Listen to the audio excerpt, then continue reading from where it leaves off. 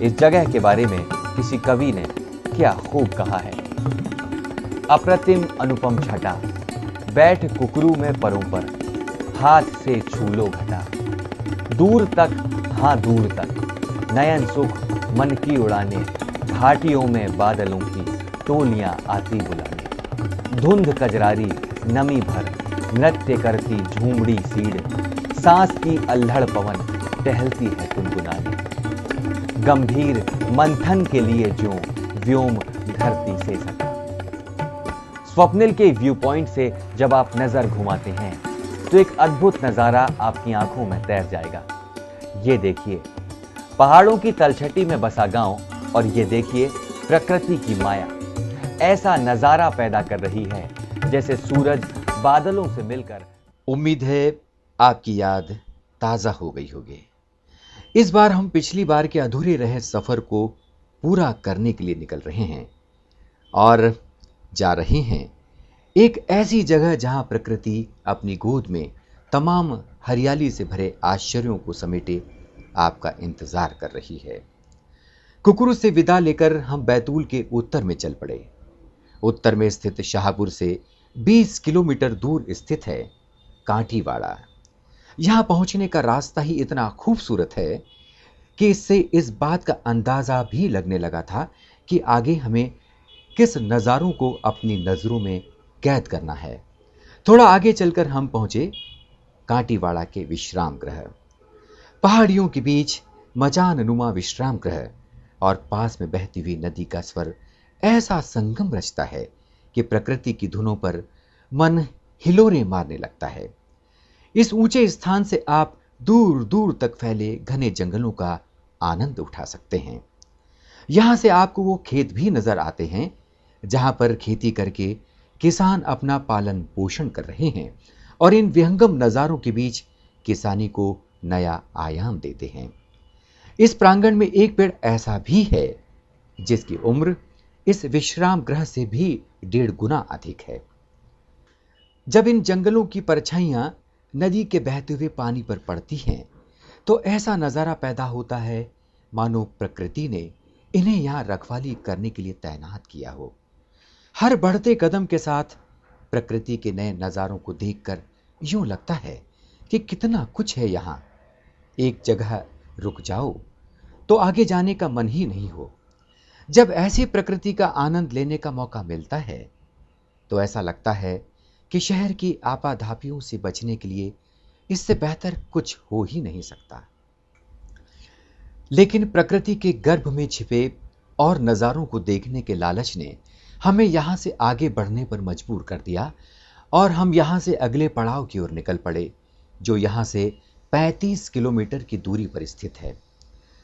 और चलते चलते हमें ये जनाब दिख गए। पत्तियों से बनाई हुई इनकी हेट ये बताती है कि ये इस जगह से किस कदर हिले मिले हैं। इन्हीं पेड़ों की पत्तियों से बनी हुई इस टोपी से ये सूरज की किरणें हों या बरसात की बौछारें, सबसे अपना बचाव बड़ी ही खूबसूरती के साथ कर रहे हैं। इस जगह की सारी बातें एक नया रोमांच पैदा करती हैं, चाहे फिर यहां के लोगों के रहने का तरीका हो या फिर बच्चों की ये बैलगाड़ी। बच्चों को इस बैलगाड़ी को दौड़ाते हुए देखना अपने आप में एक सुखद अनुभव है। शहरों में वीडियो गेम के बीच खत्म होता बचपन, ऐसा लगता है जैसे यहां फिर से जीवंत हो गया हो। यहीं पर मूडा में स्थित है ये विश्राम गृह। इस हरे भरे वातावरण को जहन में रखकर ही इस स्थान पर विश्राम गृह का निर्माण किया गया है, जो पूरी तरह इको फ्रेंडली है। यकीन नहीं आता है तो जरा इस विश्राम गृह की दीवारों और छतों पर नजर डालिए। बांस से बनाई गई दीवारें हों या बांस की जड़ों को काटकर बनाई गई खिड़कियों की ये जालियां, ये इस बात का एहसास कराती हैं कि जंगलों में प्राकृतिक रूप से कैसे रहा जा सकता है। यहां इतना सुकून है कि आप चाहें तो अपने भविष्य की योजनाओं के बारे में चिंतन भी कर सकते हैं या फिर अपने परिवार के साथ यहां के नज़ारों को अपने जहन में कैद भी कर सकते हैं। इस क्षेत्र की खास बात यह है कि यहां बसे घने जंगलों की वजह से यहां बारिश का औसत भी दूसरी जगहों से ज्यादा है। विश्राम गृह में बैठे बैठे जब आप इस बारिश का लुत्फ लेते हैं तो मन में एक अलग ही उत्साह पैदा हो जाता है। घने जंगलों की वजह से यहां बारिश थमने के बाद भी सागौन के पत्तों से पानी टपकता रहता है। इस क्षेत्र में वन्य प्राणियों की प्यास हमेशा बुझती रहे, इस बात को ध्यान में रखते हुए एक तालाब का निर्माण भी कराया गया है। इस प्रकृति का आनंद उठाने के लिए यहां वन विभाग ने एक नेचुरल ट्रेल भी बनाई है, जिसका आनंद उठाते उठाते कई बार आपका मन भी बच्चा हो जाएगा। ऊंची ऊंची पहाड़ियों की मुंह चूमते हुए बादलों का इतने करीब से देखकर मन में एक अनोखी अनुभूति पैदा हो जाती है। इन घने जंगलों को देखकर अचानक मन में ये पंक्तियां कौंध जाती हैं।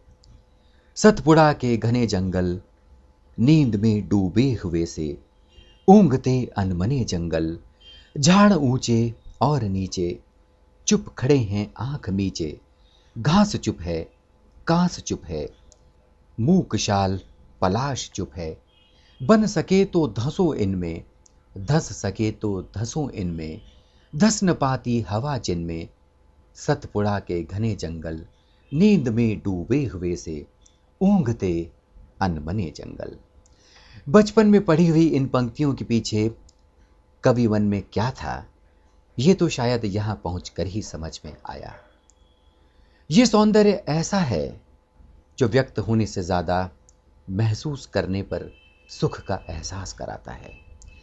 अगले हफ्ते हम आपको इसी क्षेत्र के ऐसे ही कुछ और अद्भुत नज़ारों से आपका सामना कराएंगे।